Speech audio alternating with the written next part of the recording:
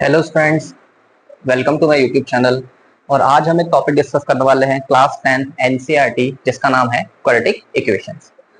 तो बात करते हैं क्वाड्रेटिक इक्वेशन होती क्या है। एक ऐसी इक्वेशन जो कि सिर्फ सिंगल वेरिएबल में होती है और उसका स्टैंडर्ड फॉर्म होता है A X square plus B X plus C में एक्स स्क्वायर का मल्टीपल यानी कोफिशिएंट ए कहलाता है, एक्स का कोफिशिएंट बी कहलाता है और एक कांस्टेंट टर्म होती है।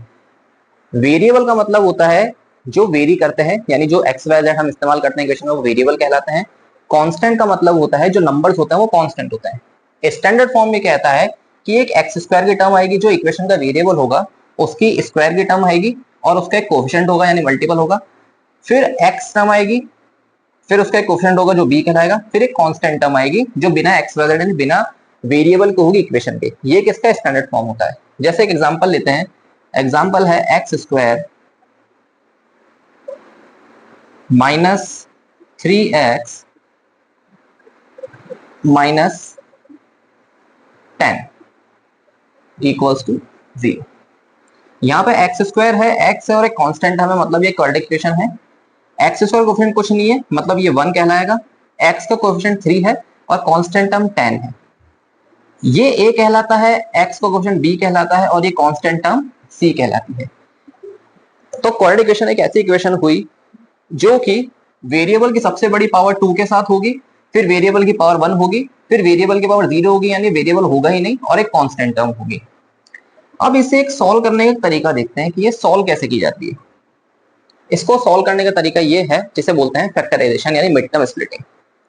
अगर हमें कोई भी इक्वेशन दी गई है x square minus 3x minus 10 equals to 0, हमें सबसे पहले करना ये है कि हमें देखना है कि हमारे पास a कितना है। हमारे पास a है 1, हमारे पास b है माइनस का 3 और हमारे पास c है माइनस का 10। ठीक है, हमें पहले a और c को मल्टीप्लाई करना है। अभी साइन को इग्नोर कर सकते हैं, कोई दिक्कत नहीं है। और b को ध्यान में रखना है। b कितना है हमारे पास 3। अब हमें करना क्या है, हमें मिड टर्म स्प्लिटिंग करते वक्त ध्यान रखना है कि हम पहले a और c को इंटू करेंगे और बीच वाले नंबर को ध्यान में रखेंगे। अब हमें नंबर्स को ऐसे तोड़ना है, ऐसे दो नंबर पता करना है कि इंटू करने पे वो आए जो पहले और टीचर को मल्टीप्लाई करने पे आ रहा है, लेकिन उनको प्लस या माइनस कोई भी एक काम करने पे बीच वाला नंबर आ जाए। तो ऐसे दो नंबर है हमारे पास 5 और 2। जमाने का तरीका क्या कहता है, आप सबसे पहले फर्स्ट टर्म उतारेंगे और फिर आप लास्ट टर्म उतार देंगे, इक्वल टू 0 ऐसे ही चलने देंगे। आपको मिड टर्म स्प्लिटिंग करनी है, यानी बीच वाले टर्म को स्प्लिट करना है। इसी को फैक्टराइजेशन के नाम से भी जाना जाता है। तो मिड टर्म स्प्लिटिंग करते हुए ध्यान रखना है कि हमने जो दो टुकड़े किए हैं, इसमें बड़ा वाला नंबर क्या है, वो बीच वाले टर्म के साइन के साथ आएगा और एक्स लगेगा उसमें, क्योंकि हम बीच वाली टर्म को स्प्लिट कर रहे हैं, इसलिए वेरिएबल साथ में आएगा। अब हमें देखना ये है कि हम यहाँ पे प्लस का 2x लिखें या माइनस का 2x लिखें। हमें 5 में से 2 माइनस करने हैं ताकि 3 आ जाए, और क्योंकि 5 माइनस का है तो हमें इसमें प्लस का 2x लिखना पड़ेगा ताकि माइनस प्लस माइनस 5 में से 2 माइनस हो तो माइनस का 3x आ जाए। ये टर्म आ गई। इसके बाद अगले स्टेप में जाने के लिए हमें इसको दो टुकड़ों में तोड़ना है। अब हमें इसमें से लेना है कॉमन। कॉमन लेते वक्त ध्यान रखना है कि पहले इसमें तो एक ना एक वेरिएबल कॉमन आ ही जाएगा, बाकी दो टर्म में से वेरिएबल नहीं आएगा, क्योंकि लास्ट वाली टर्म के पास हमारे पास कोई वेरिएबल है ही नहीं। इनमें से हमारे पास दोनों में x कॉमन आ रहा है, हम एक x कॉमन ले लेंगे, ब्रैकेट खोलेंगे। यहाँ पे x 2 थे, एक x हमने कॉमन ले लिया तो अंदर बचेगा सिर्फ एक x, माइनस यहाँ पे x था, हमने एक कॉमन ले लिया, अंदर बचेगा खाली 5। कॉमन लेते वक्त एक और बात का ध्यान रखना है, जब भी हम माइनस का साइन कॉमन लेते हैं तो अंदर के साइन चेंज हो जाते हैं, पलट जाते हैं। अगर प्लस है तो माइनस हो जाएगा, माइनस है तो प्लस होगा। तीसरी टर्म का साइन हमेशा कॉमन आएगा, यानी प्लस का प्लस आएगा। इसके पास 2x है, इसके पास 10 है, दोनों के पास x नहीं है तो x कॉमन नहीं ले सकते, वेरिएबल कॉमन नहीं आएगा। कॉमन क्या आएगा, कॉमन नंबर आ सकता है। नंबर कॉमन लेते वक्त ये ध्यान रखना होता है कि हम जो नंबर कॉमन ले रहे हैं वो HCF होता है इन दो नंबर्स का। यानी अगर 2 और 10 की बात करें तो 2 और 10 का HCF होगा 2। सबसे बड़ा नंबर 2 ही है, जिसका 2 में डिवाइड जरा 10 में डिवाइड जरा, तो हम HCF लेकर के कॉमन नंबर लेते हैं। ये आप जैसे जैसे प्रैक्टिस करते जाएंगे वैसे वैसे आपको आता जाएगा।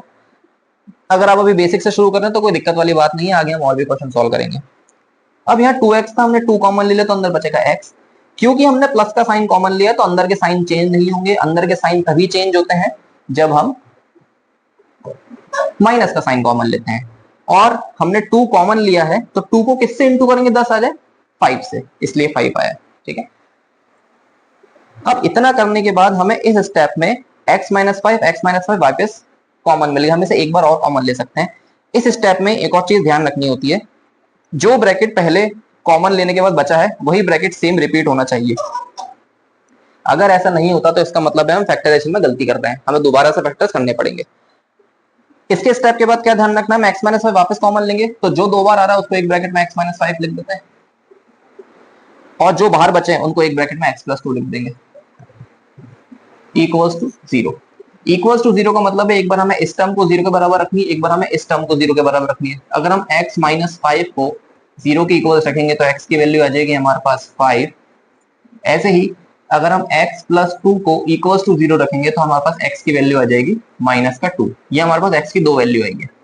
ये हमने एक क्वाड्रेटिक इक्वेशन को सॉल्व किया है, जिसे बोलते हैं मिड टर्म स्प्लिटिंग या बोलते हैं फैक्टराइजेशन। और हमने इस क्वाड्रेटिक इक्वेशन के, जो भी हमारे पास एक क्वाड्रेटिक इक्वेशन थी, उसके हमने जो x की दो वैल्यू निकाली है, यही कहलाती है रूट्स ऑफ क्वाड्रेटिक इक्वेशन। ये हमने क्वाड्रेटिक इक्वेशन के रूट्स निकाले। आगे बात करते हैं एनसीईआरटी की एक्सरसाइज 4.1 के बारे में। उसमें हमारे पास और क्वेश्चन मिल जाएंगे और हमारे लिए प्रैक्टिस अच्छी हो जाएगी। आगे बात करते हैं क्वेश्चन एनसीईआरटी के बारे में। 4.1 क्वेश्चन एक्सरसाइज 4.1 का क्वेश्चन 1 ये कहता है कि हमें बस ये चेक करना है कि ये क्वाड्रेटिक इक्वेशन कौन कौन सी है। हमें बस ये चेक करना है कि इनमें से कौन सी इक्वेशन इस फॉर्म में है, ax² + bx + c में। जो इस फॉर्म में इक्वेशन होगी वही क्वाड्रेटिक होगी। क्वाड्रेटिक का मतलब यही है x की सबसे बड़ी पावर 2 होनी चाहिए। अगर ये टर्म मिसिंग है तो इक्वेशन क्वाड्रेटिक नहीं होगी, अगर ये टर्म है तो इक्वेशन क्वाड्रेटिक होगी। एग्जामिनेशन पॉइंट ऑफ व्यू से क्वेश्चन को इंपॉर्टेंट नहीं है। मेन क्वेश्चन करना शुरू करते हैं क्वेश्चन 2 से। इसका फर्स्ट क्वेश्चन ये कहता है the area of a rectangular plot is 528 metre square. एक रेक्टेंगुलर प्लॉट है जिसका एरिया है 528 metre square. The length of the plot is 1 more than twice is breadth. जो प्लॉट की लेंथ है वो उसकी ब्रेड्थ के दुगने से एक ज्यादा है। जैसा क्वेश्चन बोलता है वैसे जमा लेते हैं। एक रेक्टेंगुलर प्लॉट है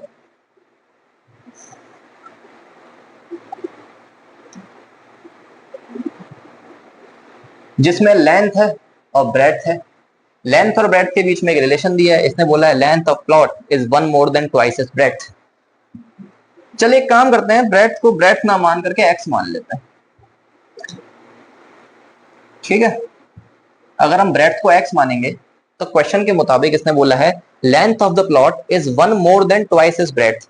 लेंथ जो है वो उसकी ब्रेड्थ के दुगने से एक ज्यादा है। हमारे पास रेक्टेंगल की एल और बी आ गई। हमारे पास रेक्टेंगल का एरिया भी दिया है, इसका एरिया है 528 मीटर स्क्वायर। एरिया का फॉर्मूला होता है L × B। हम सिंपल इस इन वैल्यूज को फॉर्मूले पुट करने वाले हैं। ये हो जाएगा 528 equals to 2x + 1 x 528 equals to, इसको सॉल्व करने का तरीका ये x एक बार 2x से इंटू होगा, फिर x एक बार 1 से इंटू होगा। जब x को 2x से इंटू करेंगे हो जाएगा 2x²।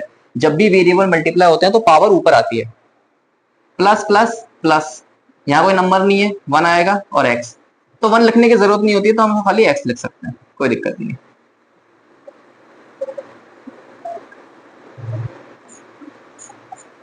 अब हमारे पास एक इक्वेशन आ चुकी है जिसमें 528 इधर है, हम इसको उधर भेज देंगे। इक्वेशन हो जाएगी 2x² + x - 528 equals to 0। Equals to 0 यहाँ लिखो चाहे इक्वल्स टू 0 वहां लिखो, इससे कोई फर्क नहीं पड़ता। अब हमारे पास ये जो इक्वेशन आई है, ये इक्वेशन क्वाड्रेटिक है।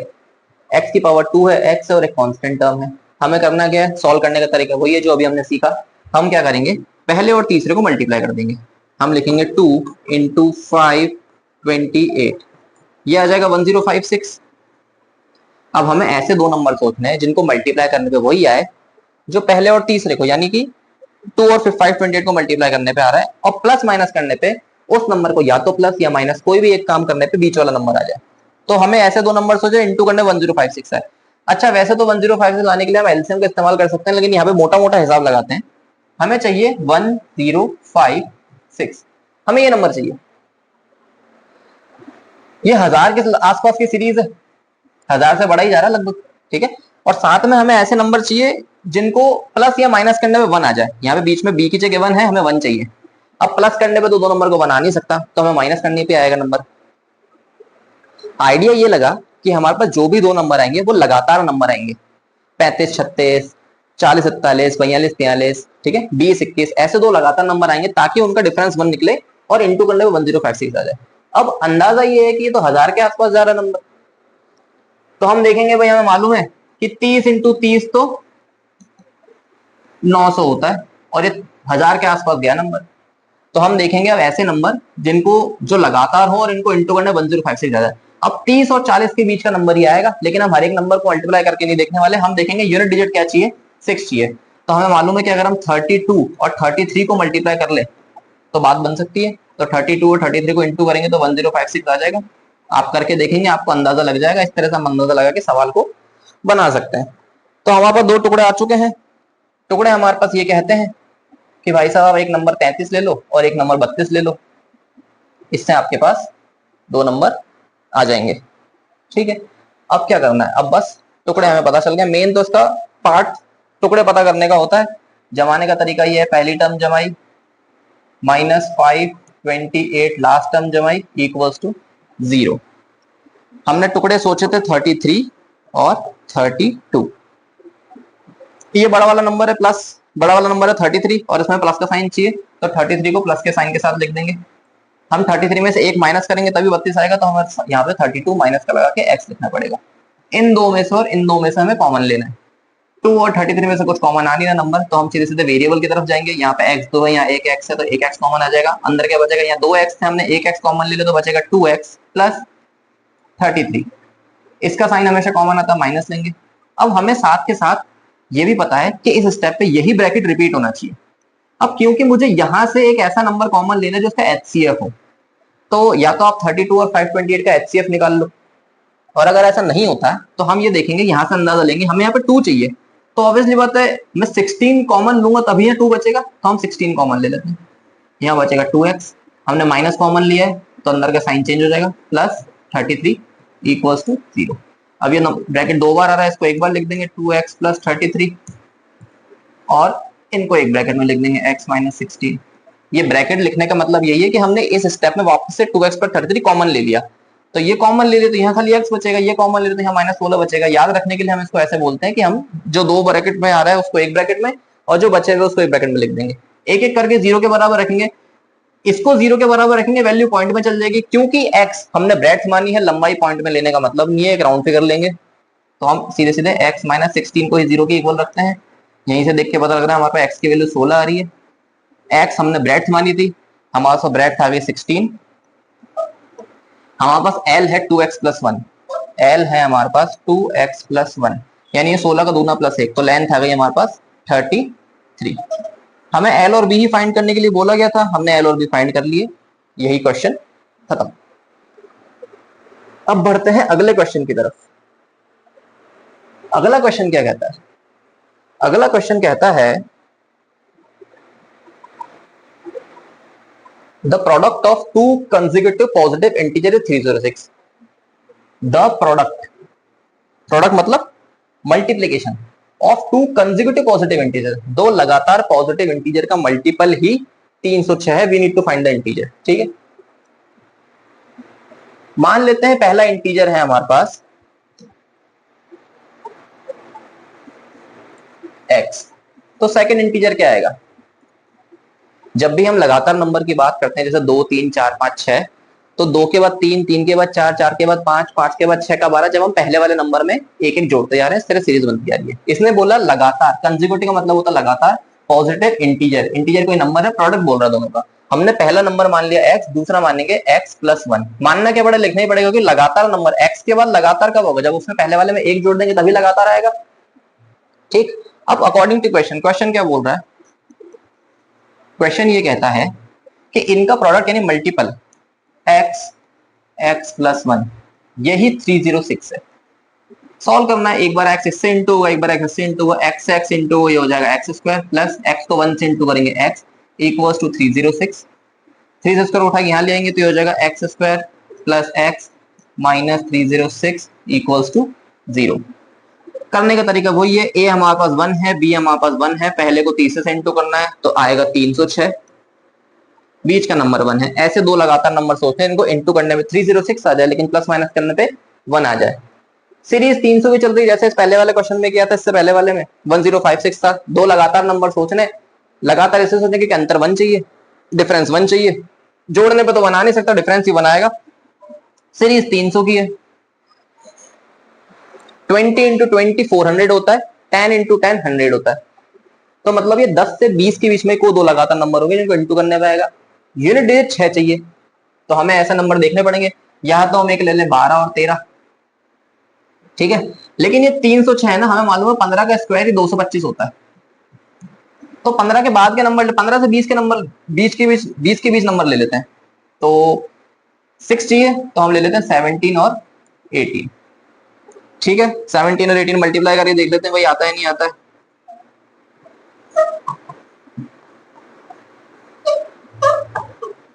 306 आ रहा है, मतलब हमारे टुकड़े सही है। अंदाजा लगने के बाद आपको मल्टीप्लाई करके देखना है कि सही है या नहीं है, ठीक है। अंदाजा हमारा बिल्कुल ठीक है, 306 आ चुका है। दो नंबर को मल्टीप्लाई करने पे जमाना है, पहले टर्म ऐसी कैसी जमेगी। अब इसको लिखेंगे प्लस का 18x, जो दोनों में से जो बड़ा होता है वो बीच वाले b के साइन के साथ आता है, तो प्लस का 18x। 18 में से 1 माइनस करेंगे तभी 17 आएगा, तो माइनस का 17x माइनस का 306 इक्वल टू 0। फर्स्ट और लास्ट टर्म ऐसी उतरती है, वो हमने ऐसी उतार दी।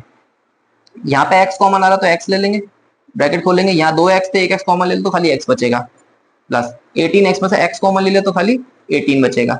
यही ब्रैकेट रिपीट होना चाहिए, मतलब x 1 का आना चाहिए, मतलब 17 पूरा कॉमन आएगा, इसका साइन भी कॉमन आता तो माइनस का 17, ब्रैकेट खोलेंगे, x माइनस का साइन कॉमन ले तो अंदर प्लस बचेगा 18 इक्वल्स टू 0। x प्लस 18 दो बार, इसको फिर कॉमन ले लेते हैं, यानी एक ब्रैकेट में लिख देंगे और एक ब्रैकेट में वापस x माइनस 17 लिख देंगे। इनको एक एक करके 0 के बराबर रखना होता है। अगर इसको 0 के बराबर रखेंगे, प्लस का 18 उधर चल जाएगा, तो हमारे पास x की वैल्यू आएगी माइनस का 18, और अगर इसको 0 के बराबर रखेंगे तो x की वैल्यू आएगी प्लस का 17। इसने बोला है हमें दो कंसेक्यूटिव पॉजिटिव इंटीजर लेने, मतलब x की वैल्यू माइनस 18 तो ले नहीं सकते क्योंकि नेगेटिव आ रही है, प्लस का 17 ही लेंगे, तो हमारे पास x की वैल्यू हो गई 17, यानी हमारे पास फर्स्ट इंटीजर आ गया 17 और सेकंड इंटीजर क्या आएगा, इसके जस्ट अगला वाला नंबर 18। इसी के साथ ही ये सवाल भी समाप्त। अब बढ़ते हैं तीसरे क्वेश्चन की तरफ, जो कि कहता है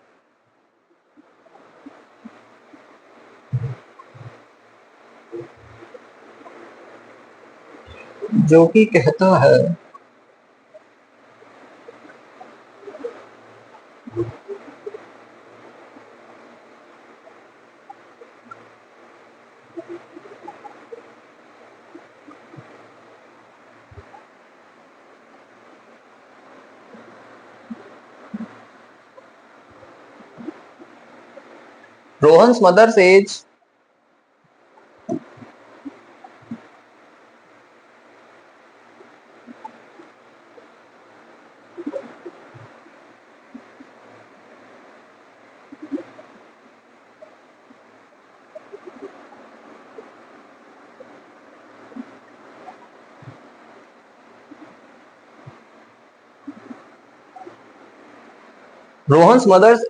Rohan's mother is 26 years older than him. The product of their ages 3 years from now will be 360. If you would like to find Rohan's percentage.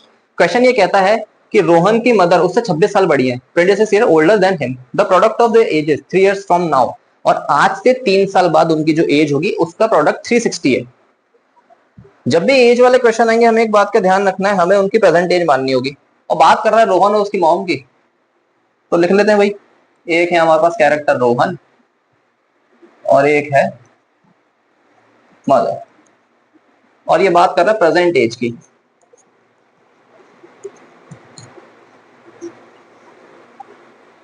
Present as क्या कह रहा है, ये कह रहा है कि Rohan's mother is 26 year older than him. Rohan की मम्मी उससे 26 साल बड़ी है, तो मान लेते हैं रोहन x साल का है, मम्मी 26 साल बड़ी है मतलब ज्यादा है, तो x प्लस 26 हो जाएंगे। अगली लाइन क्या बोलिए, the product of their edges 3 years from now. आज से 3 साल बाद उनकी एज का प्रोडक्ट 360 होगा। आज से 3 साल बाद, अगर आज ये x ईयर्स का है तो आफ्टर 3 ईयर्स कितने का हो जाएगा?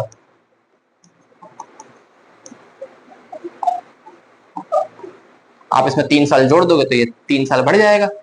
अगर ये 3 साल बढ़ेगा तो माता जी भी 3 साल बढ़ेंगी, तो इसमें 3 साल जोड़ दोगे x + 29 हो जाएगा। तो हमारे पास रखने के लिए वेरिएबल आ गए अकॉर्डिंग टू क्वेश्चन। क्वेश्चन क्या कह रहा है? क्वेश्चन कह रहा है कि आज से 3 साल बाद उन दोनों की जो एज होगी वो 360 होगी। आज से 3 साल बाद ये x + 3 की हो जाएगा और ये x + 29 की। क्वेश्चन के अकॉर्डिंग इनकी एज का प्रोडक्ट, 3 साल बाद वाली एज का प्रोडक्ट जो है वही 360 है। इंटू करने का तरीका क्या है? x एक बार दोनों से इंटू होगा, 3 एक बार दोनों से इंटू होगा। x into x x square plus 29x plus 3x plus 87 equals to 360। ये हो जाएगा x square plus 29 3 32x plus 87 360 यहाँ ले आते हैं माइनस का 360 इक्वल्स टू 0। और सॉल्व कर लेते हैं इसको इक्वेशन बनाने के लिए। X square plus 32x plus minus minus 360 minus 87, 360 बड़ा है साइन माइनस का आएगा, 10 में 7 गए 3, 273 इक्वल्स टू 0। ठीक है, हमारे पास इक्वेशन आ गई x square plus 32x, x square plus 32x minus 273 equals to 0। करना वही है, हमें फर्स्ट और थर्ड को मल्टीप्लाई करना है और ऐसे नंबर देखने हैं जिनको इंटू करने पे 273 है, प्लस माइनस करने पे 32 है। हम करेंगे 1 इंटू 273 इक्वल्स टू 273 और प्लस माइनस करने पे 32। ऐसे दो नंबर सोचने। अगर ऐसे दो नंबर नहीं सोच पा रहे तो हम एक काम करते हैं, 273 का एलसीएम ले लेते हैं। 3 9 टाइम्स 1, 13 इंटू 7, 7 मंगल 7। ठीक है,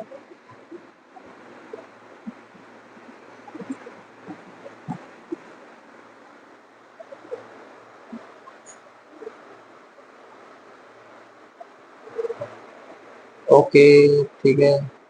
चलिए, तो अगर हम दो छोटे नंबर लें, छोटे नंबर का मतलब है अगर हम 7 और 3 को इंटू करें तो ये हो जाएगा 21 और 13। इनको इंटू करने में 273 हो जाएगा, लेकिन इनको जोड़ने पे 32 नहीं आएगा, तो हमें कुछ और दूसरे तरीके से टुकड़े करने पड़ेंगे। तो एक हमारे पास नंबर आ रहा है 13 3 39 और एक आ रहा है हमारे पास 7।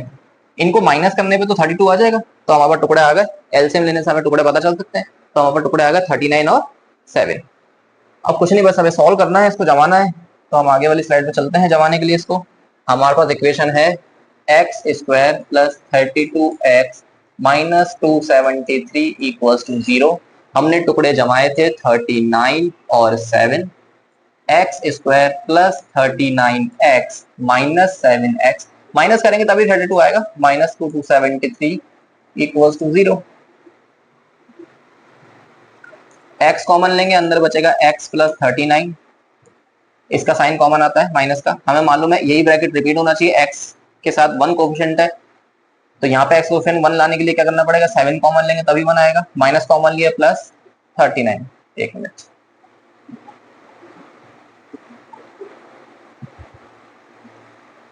x plus 39 equals to 0। टुकड़े हो गए। जो दो बार है उसको एक बार लिख देंगे और जो बेचारे खाली पड़े हैं बाहर उनको एक बार ब्रैकेट में लिख देंगे इक्वल्स टू 0। x को एक एक करके 0, इन दोनों वैल्यूज को 0 के बराबर रखेंगे तो हमारे पास x की वैल्यू आ जाएगी। x की वैल्यू आई हमारे पास माइनस का 39 और यहाँ से x की वैल्यू प्लस का 7। क्योंकि पिछली स्लाइड में हमने x की वैल्यू रोहन की परसेंटेज मानी थी, तो हमारे पास x 7 आ गया। इसे पूछा गया we need to find integers, sorry we need to find the Rohan percentage. तो रोहन की परसेंटेज x मानी थी, हमने x निकाल लिया, x की वैल्यू 7 आई, मतलब आज के डेट में रोहन भाई साहब 7 साल के हैं। यही आपका आंसर है। अब चलते हैं लास्ट क्वेश्चन की तरफ एक्सरसाइज के, जो कहता है a train travels distance of a train travels distance of 480 kilometre at uniform speed. 480 kilometre दूरी एक पर्टिकुलर स्पीड के साथ तय करती है। If the speed had been 8 kilometre per hour less, अगर स्पीड को 8 किलोमीटर प्रति घंटा कम कर दिया जाता तो ये then it would have taken 3 hours more to cover the same distance. तो ये उसी डिस्टेंस को कवर करने के लिए 3 घंटे ज्यादा लेती। We need to find the speed of the train. हमें ट्रेन की स्पीड फाइंड करनी है। चलिए, तो क्वेश्चन ये कहता है भाई साहब कि 480 किलोमीटर डिस्टेंस है, यूनिफॉर्म स्पीड है। जब भी ट्रेन वाले क्वेश्चन है उसको करने का पैटर्न है, वो पैटर्न सीख लेते हैं अपन। तो वो पैटर्न ये कहता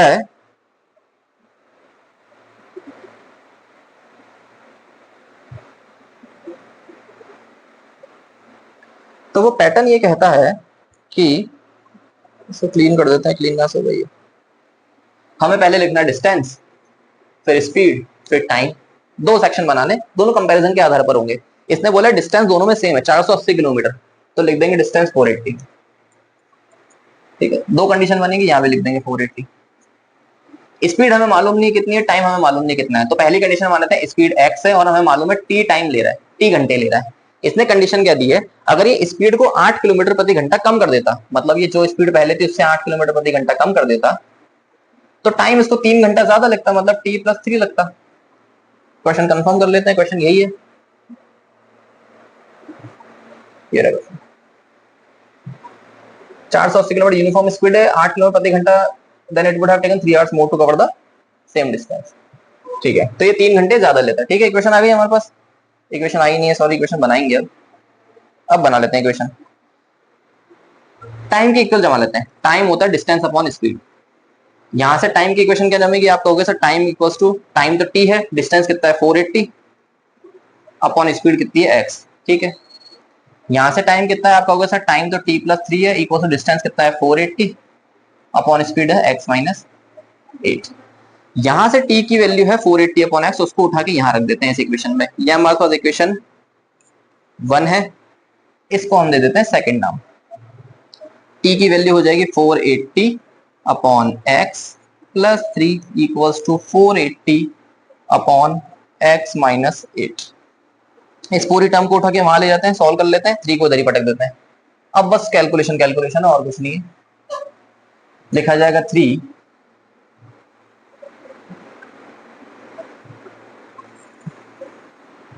लिखा जाएगा 3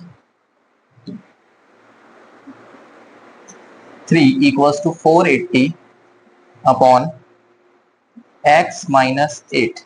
ये यहीं का यही था, इसको उठा के वहां ले जा रहे हैं, और क्योंकि ये प्लस का तो उधर जाएगा तो माइनस का हो जाएगा, तो माइनस का 480 अपॉन x। एलसीएम लेना पड़ेगा, यहाँ 3 लिख देते हैं। वेरिएबल में एलसीएम हमेशा डायरेक्ट मल्टीप्लाई करके आता है, इनका एलसीएम नहीं ले सकते, तो ये ऐसे आएगा। x माइनस 8 से x माइनस 8 कट जाएगा, x बचेगा, इस x को ऊपर वाले से इंटू कर देंगे, हो जाएगा 480x माइनस 480 लिखेंगे, ब्रैकेट x से x कट जाएगा, x माइनस 8 बचेगा, ये ऊपर वाले से इंटू होता तो x माइनस 8 लिख देंगे। एलसीएम करने का यही तरीका है। इक्वल्स टू 3 इक्वल्स टू, ये बनेगा 480x माइनस 480 से इंटू का तो ये फिर 480x हो जाएगा, माइनस माइनस प्लस 480 इंटू 8। अब इसको ऐसे लिख देंगे, बाद में काट देंगे, अपॉन x को x से इंटू कर देते हो जाएगा x square minus plus minus का 8x, हमने इन दोनों ब्रैकेट को इंटू कर दिया, क्रॉस मल्टीप्लाई होगा, ये यहाँ मल्टीप्लाई हो जाएगा, ये इधर का इधर ही रह जाएगा, ये अभी भी ब्रैकेट में ही है क्योंकि एक टर्म में दोनों से इंटू होगा, ये हो जाएगा 3x square minus 3 8 24x equals to, ये प्लस का 480x है, माइनस का 480x को उड़ा देते हैं, और यहाँ खाली बचेगा 480 इंटू 8। ठीक है, इक्वेशन अभी बन चुकी है, ये बन चुकी है 3x स्क्वायर माइनस 24x, और इनको मल्टीप्लाई करके मैं यहाँ लिया बन चुकी है। लेकिन मैं देख रहा हूँ कि मैं सब में 3 का डिवाइड लगा सकता हूँ, ये भी 3 से कट जाएगा, ये भी 3 से कट जाएगा, ये भी 3 से कट जाएगा, तो मैं सब में 3 का डिवाइड लगा रहा हूँ। अगर आप इक्वेशन को आसान कर पा रहे हैं तो आप इक्वेशन आसान कर लीजिए, इससे रूट से कोई फर्क नहीं पड़ता, बस हमारी कैलकुलेशन आसान हो जाती है। यहाँ 3 से 3 कट जाएगा, यहाँ से 3 कट जाएगा 8 टाइम्स, और ये कट जाएगा 160 टाइम्स। अब इसको जमाना, ये बचा एक्स स्क्वायर माइनस का 8x, ये प्लस का इधर आके माइनस का हो जाएगा। अब कुछ नहीं करना है, बस दो ऐसे नंबर देखने जिनको इंटू करने पे 1280 है, लेकिन प्लस माइनस करने पे 8000। तरीका वही है। अगली स्लाइड पे चलते हैं, देखते हैं क्या बैठता है इसका हिसाब किताब। तो इसका हिसाब किताब कुछ ऐसा बैठेगा,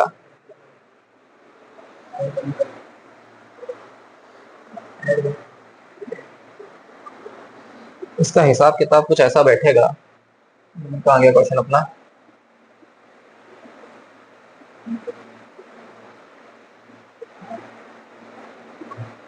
x square minus 8x minus 1280,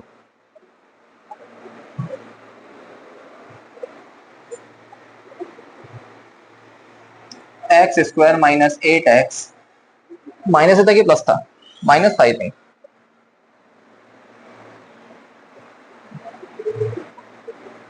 -1280 -1280 equals to 0।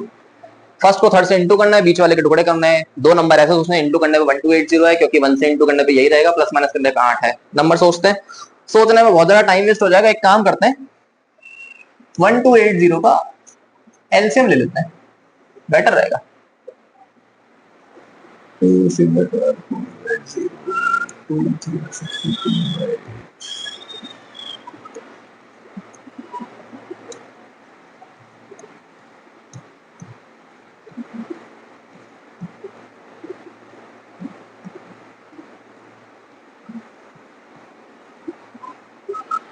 इनको अलग अलग पैटर्न में मल्टीप्लाई करके देख लेते हैं। ये हो जाएगा 2 to the 4 to the 8 to the 16 to the 32 और 5 to the 10 to 20 to the 40। ठीक है, दो नंबर आ गए 40 और 32, इसी से आ गए।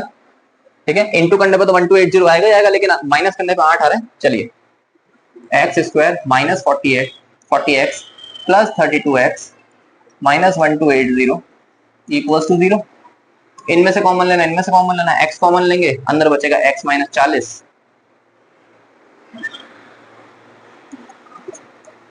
प्लस 32 कॉमन ले लेंगे। यहाँ पे मैं 32 कॉमन इसलिए ले रहा हूँ क्योंकि मुझे मालूम है x का मल्टीपल 1 ही आना चाहिए। प्लस का कॉमन ले, अंदर बचेगा खाली x, माइनस साइन आ जाएगा क्योंकि प्लस का कॉमन लिया है, माइनस 40 टाइम्स इक्वल्स टू 0। जो दो बार है उसको एक बार, दो बार है उसको एक बार, प्लस जो बचे हुए हैं उनको एक ब्रैकेट में, और ये एंड में दोनों मल्टीप्लाई में लिखे जाते हैं। दोनों को एक एक करके 0 के बराबर रखेंगे तो हमारे पास एक बार x की वैल्यू आ जाएगी प्लस का 40 और एक बार x की वैल्यू आ जाएगी माइनस का 32। क्योंकि x हमने स्पीड मानी थी, तो स्पीड कभी नेगेटिव नहीं हो सकती। कुछ चीजें हैं दुनिया में नेगेटिव नहीं हो सकती, जैसे कि आपकी हाइट, आपकी उम्र, स्पीड कभी नेगेटिव नहीं नाप सकते। तो हम स्पीड को पॉजिटिव लेंगे और x हमारे पास आ जाएगा 40 kmph, किलोमीटर पर हावर। इसी के साथ ही हमारी एनसीईआरटी क्लास 10 4.1 क्वाड्रेटिक इक्वेशन खत्म हुआ।